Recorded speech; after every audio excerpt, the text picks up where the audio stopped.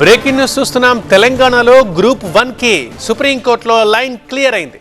సుప్రీంలో కేసుని ఉపసంహరించుకుంది ప్రభుత్వం. So group 1 కొత్త నోటిఫికేషన్కి ఇక లైన్ క్లియర్ అయినట్లే. గతంలో గ్రూప్ 1ని రద్దు చేస్తూ హైకోర్టు తీర్పు ఇచ్చింది. ఆ హైకోర్టు తీర్పుపై సుప్రీంకోర్టుకు వెళ్ళింది గత ప్రభుత్వం.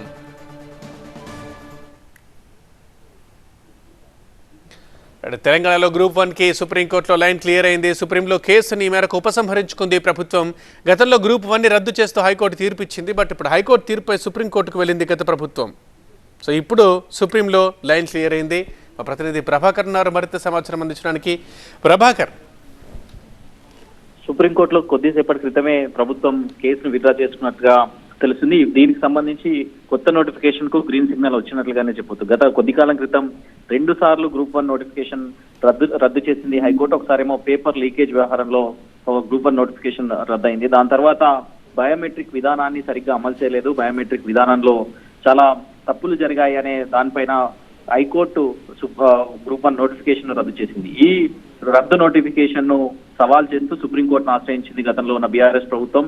సో దాన్ని ఇప్పుడున్న ప్రభుత్వం మళ్ళీ ఉపసంహరించుకోవడంతో కొత్త నోటిఫికేషన్ రిలీజ్ చేయడానికి లైన్ క్లియర్ అయినట్లుగానే చెప్పొచ్చు. మొత్తం 503 పోస్టులతో సహా మరో 60 పోస్టులను ప్రభుత్వం తాజాగా చేసింది. ఇప్పుడు మొత్తం 563 పోస్టులకు నోటిఫికేషన్ రిలీజ్ చేయడానికి గ్రీన్ సిగ్నల్ వచ్చినట్టుగా అయింది. గతంలోనే ముఖ్యమంత్రి రేవంత్ చెప్పారు. చాలా మంది గతం కేబినెట్ కన్నా ముందు పెట్టిన ప్రెస్ మీట్ లో చెప్పారు.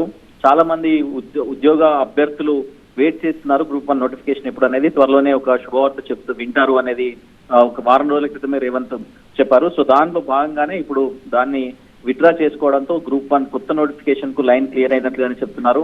సో 2 సార్లు జరిగిన మిస్టేక్స్ ని దృష్టిలో ఉంచుకొని టీఎస్పీఎస్సీని కూడా సమూల మార్పులు చేసింది. గతంలో ఉన్న టీఎస్పీఎస్సీని మొత్తం కూడా ప్రక్షాళన చేసి కొత్త చైర్మన్ తో పాటుగా కొత్త సభ్యులను కూడా నియమించింది. దానికి ఆ ప్రక్షాళన మొత్తం కూడా కంప్లీట్ చేసి కొత్త నోటిఫికేషన్ ను ఎట్లాంటి ఇబ్బందులు లేకుండా చేయడానికి అయితే ప్రభుత్వం పూర్తి స్థాయిలో కసరత్తు చేసింది. దాంట్లో భాగంగానే గ్రూప్ 4 రిజల్ట్స్ విడుదల చేయడం, ఇప్పుడు గ్రూప్ 1 నోటిఫికేషన్ కు రంగం సిద్ధం చేయడం, దాంట్లో భాగంగానే ఈ గ్రూప్ 1 కు సంబంధించిన కేసును సుప్రీంకోర్టులో నుంచి విత్డ్రా చేసుకోవడం అయితే జరుగుతుందని చెప్పొచ్చు.